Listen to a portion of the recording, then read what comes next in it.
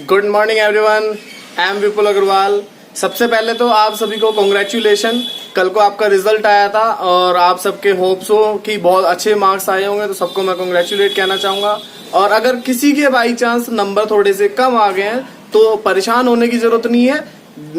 ये बात रियलिटी है कि 10th के मार्क्स 99% सिर्फ कहाँ पे यूज होते हैं, आपके सिर्फ 11th में एडमिशन लेने के लिए यूज होते हैं और कहीं पे यूज नहीं होते हैं। और 11th में होप्स आप सब तो हमारे स्कूल में ही हो, तो फिर एडमिशन की कोई प्रॉब्लम है ही नहीं आपको।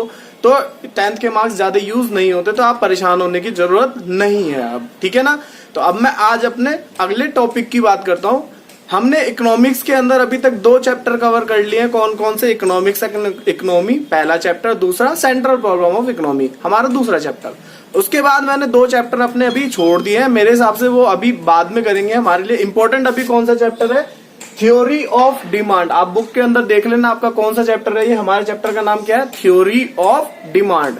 बहुत बहुत ज्यादा इंपॉर्टेंट चैप्टर है। मतलब कह लो एक तरीके से ये इकोनॉमिक्स का बेस है।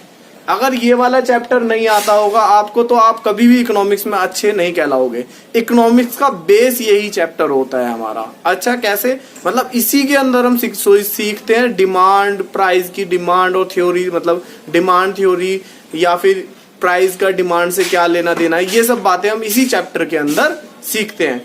तो शुरुआत करते हैं हमारा थ्योरी ऑफ डिमांड। तो सबसे पहला क्वेश्चन हमारे दिमाग में पुटअप होता है कि ये डिमांड क्या होती है। तो डिमांड से समझो मेरी बात, अगर हम नॉर्मल टर्म्स की बात करें, मतलब बेसिक लाइफ की, तो डिमांड को ना रिलेट करा जाता है डिजायर से। डिजायर मतलब इच्छा। इच्छा का मतलब अब मैं बुलेट खरीदना चाहता हूं सपोज, तो वो मेरी इच्छा है। नॉर्मल लाइफ में इच्छा, डिजायर को ही डिमांड बोल देते हैं। पर इकोनॉमिक्स की लैंग्वेज में डिजायर और डिमांड को अलग अलग रखा गया है। क्यों? अगर मैं बुलेट खरीदना चाहता हूं पर मेरे पास बुलेट खरीदने के पैसे नहीं है तो उसे मैं डिमांड नहीं बोल सकता। फिर तो डिमांड किसे बोलेंगे?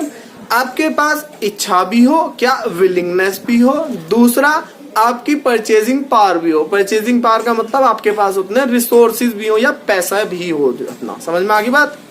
तो डिमांड क्या कहलाएगी? जब आपकी इच्छा भी हो प्लस आपके पास उतने खरीदने के पैसे भी हो, तब उसे डिमांड वर्ड बोलेंगे हम। ये तो था सिंपल लैंग्वेज में समझने के लिए कि डिमांड होती क्या है। अब आगे समझते हैं हम डेफिनेशन के रूप में कि डिमांड क्या बोलता है।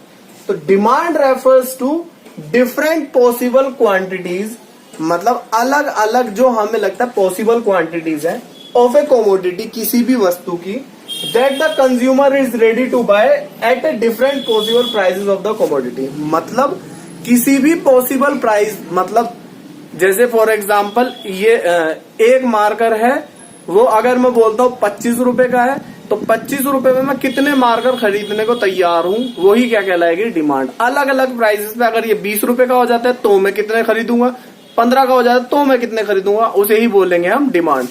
डिफरेंट पॉसिबल प्राइसेस पे कमोडिटी के हम कितनी different possible quantities of A commodities हम जो है रेडी टू बाय है, मतलब बाय करने के लिए तैयार है अलग अलग प्राइस पे। तो इसमें वर्ड क्या याद रखना? डिफरेंट पॉसिबल प्राइस और different possible quantities ready to buy. ठीक है, मतलब डिफरेंट पॉसिबल प्राइसेस पे हम रेडी हैं बाय करने के लिए डिफरेंट पॉसिबल क्वांटिटीज, इसे ही बोलते हैं हम डिमांड। बहुत इजी लैंग्वेज में समझा दिया। अगला एक और वर्ड यूज होगा आपका इस चैप्टर के अंदर, वो वर्ड यूज होगा आपका क्वांटिटी डिमांड। दोनों लगभग लगभग एक ही जैसे हैं, थोड़ा सा फर्क है माइनर सा। समझो क्वांटिटी डिमांडेड क्या होती है? Quantity demanded refers to a specific quantity, एक स्पेसिफिक क्वांटिटी। जैसे मैं बोल दूं 5 मार्कर, ये स्पेसिफिक हो गया, 5 ही बोल रहा हूं तो 5 ही marker. To be purchased against a specific price of a commodity, मतलब 5 मार्कर, 5 रुपए का अगर एक मार्कर होगा तो मैं 5 मार्कर खरीद लूंगा। ये हमारी स्पेसिफिकली बात हो रही है। जैसे मैं बोल दूं जर्नल बात होती है एक। जर्नल बात का मतलब होता है अगर मैं सब, मतलब मैं बोल देता हूं कि पूरी क्लास को मैं बोल रहा हूं कि भाई पूरी क्लास ने बहुत अच्छा एफर्ट्स करे हैं, तो मैं बोल दूंगा जर्नली बात ही हमारी। अगर मैं बोलूंगा इसने अच्छा एफर्ट करा है, किसी एक स्पेसिफिक, सपोज उसका नाम अमित है, अमित ने बहुत अच्छा करा है, तो मैं स्पेसिफिकली बोल रहा हूं। तो ऐसे ही यहाँ पे अगर मैं बोलता हूँ कि जर्नल प्राइस की बात करता हूँ, किस प्राइस पे, क्या कोई स्पेसिफिक बात नहीं कर रहा हूँ, तो उसे बोलेंगे हम डिमांड। अगर मैं स्पेसिफिक बोलता हूँ कि 5 रुपए पे कितने मार्कर खरीदोगे तुम, तो बोलेगा 5 रुपए में हम 5 मार्कर खरीद सकते हैं सर जी। तो 5 रुपए में 5 मार्कर, तो क्या हो गया, स्पेसिफिक बात हो रही। तो क्वांटिटी डिमांडेड 5 रुपए पे कितनी होगी आपकी, 5 मार्कर। समझ में आ गई बात। आप बहुत इजी है ये तो आपको डिमांड भी समझ में आ गया और क्वांटिटी डिमांडेड भी समझ में आ गया। अब आगे इसके धीरे धीरे शुरू करते हैं। अब आ जाती है डिमांड शेड्यूल। क्या, डिमांड शेड्यूल होता क्या है? डिमांड शेड्यूल वो टेबल है, क्या है, टेबल है वो, जिसके अंदर प्राइस और क्वांटिटी डिमांडेड का कॉम्बिनेशन लिखा होता है। अलग अलग प्राइसेस पे अलग अलग क्वांटिटी लिखी होती है, उसे ही बोल देते हैं डिमांड शेड्यूल। डिमांड शेड्यूल हमारे 2 टाइप के बोले हैं इसमें बुक्स में। पहला इंडिविजुअल डिमांड शेड्यूल, दूसरा मार्केट डिमांड शेड्यूल। इंडिविजुअल का मतलब जब एक आदमी की बात करेंगे, एक फर्म की बात करेंगे, और मार्केट मतलब जब ओवरऑल सबकी बात करेंगे। आज मैं आपको क्या समझाता हूँ, आज मैं आपको समझाता हूँ individual market schedule. Market schedule मतलब जहां पे प्राइस और क्वांटिटी डिमांडेड दोनों लिखी होंगी आपकी, ठीक है ना। तो प्राइस पी, इसे डिनोट कैसे करें, पी एक्स का मतलब है एक्स हमारा गुड्स है, एक्स के प्राइस। क्यू एक्स का मतलब है एक्स हमारे गुड्स है, एक्स की क्वांटिटी डिमांडेड। क्यू का मतलब सिर्फ क्वांटिटी नहीं, क्वांटिटी डिमांडेड वर्ड आएगा, ठीक है। अगर 1 रुपये प्राइस होता है तो हम 4 खरीद लेते हैं गुड्स, मतलब क्वांटिटी मतलब 4 खरीद लेते हैं।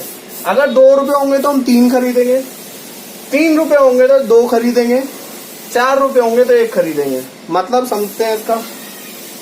जैसे जैसे प्राइस बढ़ता है डिमांड कम हो रही है। यहां से हमें एक बात पता चली, प्राइस बढ़ रहा है डिमांड कम हो रही है। भाई एक bullet suppose on an average मतलब मिला के 2 लाख रुपए की पड़ रही है, तो मैं क्या कहूंगा, भाई एक ही बुलेट खरीद लो। अगर मैं एकदम से बोल दूं कि यार बुलेट के प्राइस 2 दिन के लिए आपके, मतलब बुलेट के प्राइस अब आपके जो है 50,000 रुपए हो गए, तो बंदा कहेगा यार अब तो मैं 4 बुलेट खरीद लूंगा, एकदम बोलेगा ना। तो ऐसे ही अगर मैं बोलूं और 3,000 रुपए रह के बुलेट के प्राइस और खरीद लूंगा सर अब तो बहुत सारे। तो जैसे जैसे प्राइस कम होगा वैसे वैसे क्वांटिटी डिमांडेड बढ़ेगी। इसे ही बोलते हैं इंडिविजुअल डिमांड शेड्यूल। ओके बच्चों, आज की क्लास हम यहीं तक रखते हैं, थोड़ा थोड़ा करके बढ़ेंगे, हमारा इजी लगेगा क्योंकि ज्यादा कुछ नहीं है सिलेबस में भी हमारा। वैसे भी स्टैटिक्स गवर्नमेंट ने बहुत सारी कम कर दी है, तो ज्यादा प्रॉब्लम नहीं आने वाली है आपको। चलिए आज के लिए बच्चों इतनी क्लास रखते हैं। ओके बच्चों, हैव ए नाइस डे।